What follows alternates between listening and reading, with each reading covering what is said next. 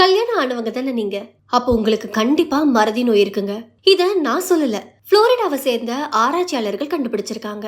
ஆமாங்க, புளோரிடாவில 18 வருஷமா மேற்கொள்ளப்பட்ட இந்த ஆய்வின் முடிவுகள் தி ஜர்னல் ஆஃப் தி அல்சைமர் அசோசியேஷன்ல வெளியிட்டிருக்காங்க.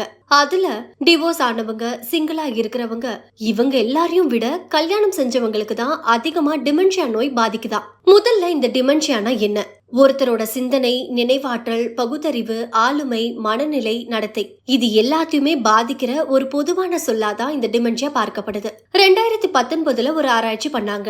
அதுல சிங்கிளா இருக்கிறவங்களுக்கு தான் அதிகமா இந்த டிமென்ஷியா நோய் பாதிக்குதுன்னு சொல்லியிருந்தாங்க. ஆனா இப்போ வெளியிட்டுள்ள அறிக்கையில 24,000 அமெரிக்கன்ஸ 18 வருஷமா பார்த்ததுல தான் இப்போ மாறி இருக்குன்னு சொல்லப்படுது. ஏன் கல்யாணம் ஆனவங்களுக்கு தான் டிமென்ஷியா அதிகரிக்குதுன்னு ஒரு சில டாக்டர்ஸ்கள் அவங்களுடைய கருத்துக்களை சொல்லியிருக்காங்க.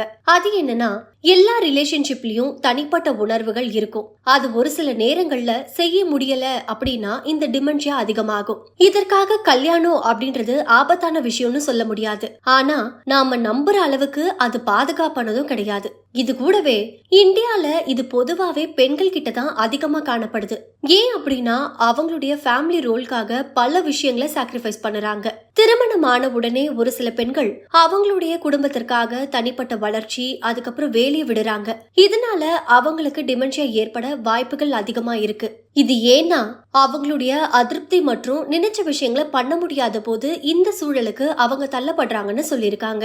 இதற்காக இந்த ஆய்வு கல்யாணமே செய்யாம இருக்கணும் அப்படின்னு சொல்லல. திருமணம் ஆனதுக்கு அப்புறம் கூட ஒருத்தருக்கு ஒருத்தர் உங்களுடைய தனிப்பட்ட விருப்பு வெறுப்புகளுக்கு மதிப்பு கொடுக்கணும். அப்போதான் யாரு ஒருத்தரும் மன உளைச்சலுக்கு ஆளாகாம உங்களுடைய மூளையும் நல்ல வேலை செய்யும்னு சொல்லியிருக்காங்க.